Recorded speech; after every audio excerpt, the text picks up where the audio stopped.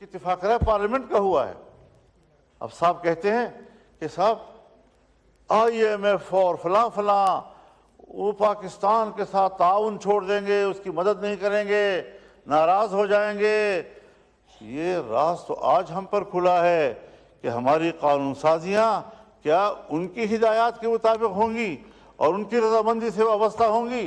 क्या हम आज़ाद मुल्क नहीं हैं? और अगर आज़ाद नहीं है तो कह दिया जाए कि हम वाक़अतन गुलाम हैं।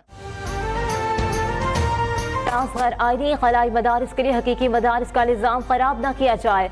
मौलाना फजलुर रहमान का कौमी असम्बली में इज़हार ख्याल। कहा क्या हम आज़ाद कौम नहीं है? अगर नहीं है तो साफ कह दे गुलाम है। हम कोई तरमीम कबूल नहीं करेंगे। आप रजिस्ट्रेशन ना करें फिर भी मदरसा जिंदा रहेगा। कांग्रेस में बानी PTI के हक में करारदाद पेश हुई। आप यहाँ जवाबी करारदाद ले आए। दीनी मदरसे के निसाब को कबूल ना करना ब्यूरोक्रेसी और इस्टेब्लिशमेंट की जहनियत है। दोबारा मुश्तरका इजलास बुलाया गया तो ये आईनी खिलाफ वर्जी होगी। सवाल यह है कि कानून बन चुका है तो गेजेट नोटिफिकेशन क्यों जारी नहीं किया जा रहा? अगर सदर 10 दिन के अंदर दस्तखत नहीं करते तो कानून बन जाता है। सदर आरिफ अलवी ने एक बिल पर दस्तखत नहीं किया तो बिल एक्ट बन गया था।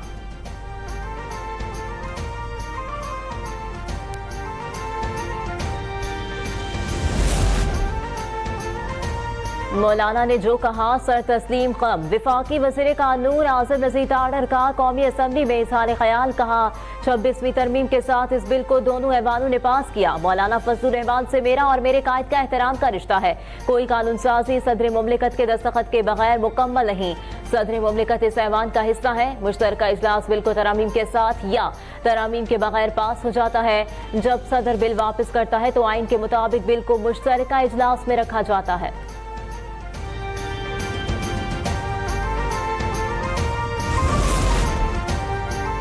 रोड सेफ्टी यकीनी बनाने और कीमती इंसानी जानों के ज़िया को रोकने के इकदाम किए गए हैं। वज़ीर इत्तलात सिंध शर्जी इनाम मेमन की कराची में न्यूज़ कॉन्फ्रेंस। कहा मोटर व्हीकल फिटनेस के नए SOP 1 दिसंबर से नाफिज हो गए हैं।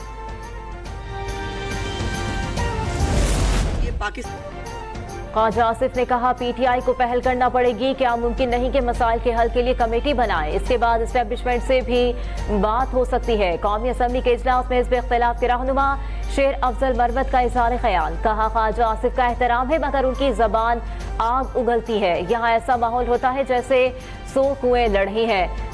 सियासतदानों में TORs तय ही नहीं किए जाते। मीडिया मुज़ाकरात की बात करता है और यहाँ कहते हैं मुज़ाकरात नहीं हो रहे। कौम के सामने झूठ बोला जाता है। एक दूसरे के लिए कभी कोई मुस्बत बात नहीं की। अवाम ने मसाइल के इदराक के लिए यहाँ भेजा है।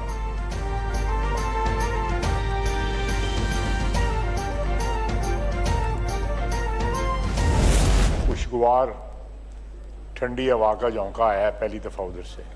इस किस्म की आवाज़ें उठती रहें तो बहुत सारे मसले जो है वो हल हो सकते हैं। शरीनी जो है उधर उसी तरह आती है। ये सुभान अल्लाह कहेंगे मैं भी सुभान अल्लाह कह दूंगा। ये कोई और को मनफी बात करेंगे तो उसका मनफी जवाब ही आएगा। ये चीज़ें मोहब्बत से और प्यार से बढ़ती हैं, धमकियों से नहीं बढ़ती। शेर अफजल मरवत की तकरीर की सूरत में पहली दफा ठंडी हवा का झोंका आया है। वज़ीर दिफा ख्वाजा आसिफ का कौमी असम्बली के इजलास में सारे ख्याल। कहा मुरव्वत की जबान बोले तो मोहब्बत से जवाब मिलेगा। तलखी से बात करेंगे तो तलखी से जवाब मिलेगा। इस दिन भी कहा थे कि बाज़ाब्ता मुज़ाकरात शुरू नहीं हुए। इस्लामाबाद पे हमला करें आपका हक है लेकिन अपने सूबे की तरफ भी देखें। जमीन के एक टुकड़े की वजह से कुरब में जानें ज़ाया हुई। बदकिस्मती सूबाई हुकूमत को 12 जनाब नहीं इस्लामाबाद नजर आया। आइन कहता है ये मसला सूबाई हुकूमत की जिम्मेदारी है।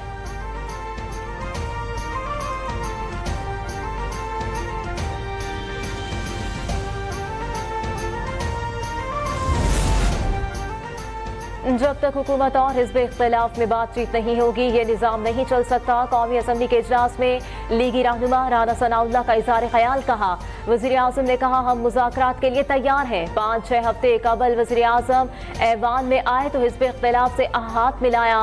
उम्मीद है इसका कोई ना कोई नतीजा जरूर निकलेगा। हम भी कोशिश करेंगे बताएं कि ये कमेटी है और हम सियासी मुज़ाकरात करना चाहते हैं। 25 नवंबर की रात भी मुज़ाकरात के लिए जेल में रसाई दी गई। उसके बाद उमर अयूब ने जो जवाब दिया वो शेर अफजल मरवत को मालूम होगा।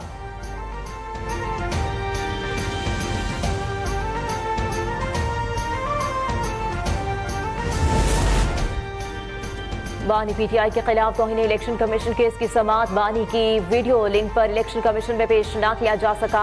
इलेक्शन कमीशन ने जेल हुकाम से जवाब तलब कर लिया। समाअत 15 जनवरी तक मुलतवी।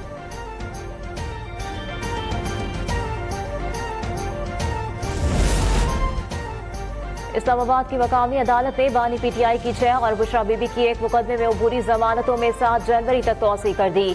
बुशरा बीबी की दरखास्त जमानत पर आज भी फैसला न सुनाया जा सका।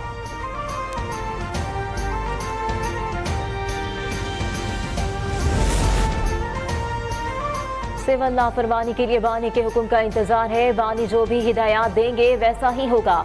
वजीर आला खैबर पख्तूनख्वा अली अमीन गंडापुर कहते हैं, कल अडियाला जेल में बानी से मुलाकात की इजाजत नहीं दी गई।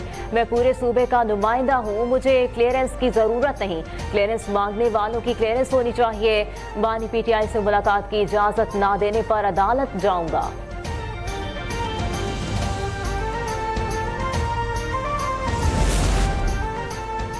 पेशावर हाई कोर्ट ने वजीर आला खैबर पख्तूनख्वा को राहदारी और हिफाजती जमानत दे दी। अली अमीन गंडापुर के खिलाफ केस पर समाअत जस्टिस साहबजादा असदुल्ला और जस्टिस वकार अहमद ने की। अदालत ने अली अमीन गंडापुर को 16 जनवरी तक गिरफ्तार करने का हुक्म दे दिया।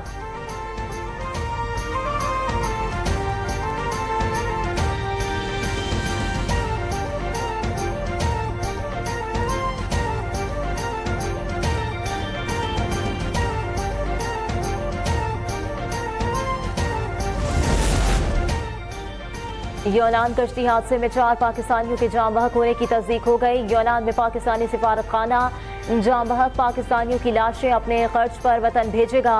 पाकिस्तानी सफीर आमिर आफ्ताब कुरैशी कहते हैं, कश्ती हादसे में दर्जनों पाकिस्तानी अब भी लापता हैं। रेस्क्यू ऑपरेशन जारी है मगर बचने की उम्मीदें कम हैं।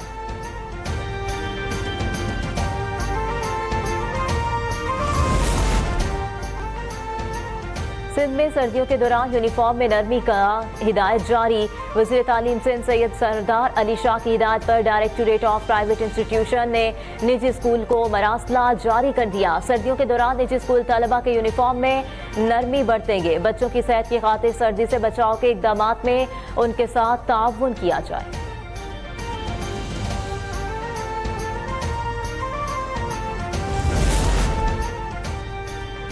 मुल्क भर में सर्दी का राज बरकरार। कराची और लाहौर समेत मुख्तलिफ शहरों में ठंड बढ़ गई। कोयटा, चमन और दीगर शहरों में भी जाड़े ने रंग जमा दिया। गिलगित बल्तिस्तान और आजाद कश्मीर समेत बालाई इलाकों में पहाड़ों पर चांदी फैल गई। मुल्क भर के 143 अजला में 7 रोजा इंसदादे पोलियो मुहिम जारी। मुहिम के दौरान 5 साल से कम उम्र के 4,47,00,000 से ज्यादा बच्चों को पोलियो से बचाव के कतरे पिलाने का हदफ मुकर्रर। वजारत सेहत की वालिदैन से पोलियो के खिलाफ मुत्तहिद होने की अपील।